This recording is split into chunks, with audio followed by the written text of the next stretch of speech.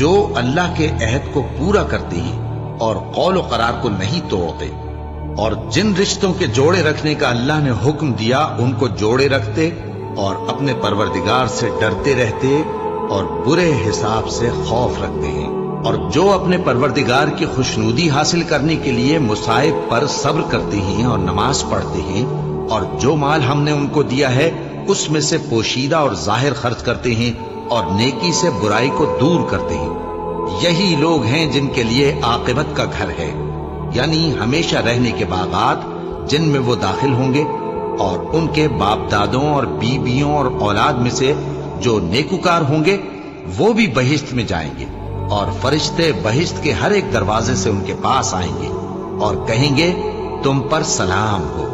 یہ تمہاری ثابت قدمی کا بدلہ ہے،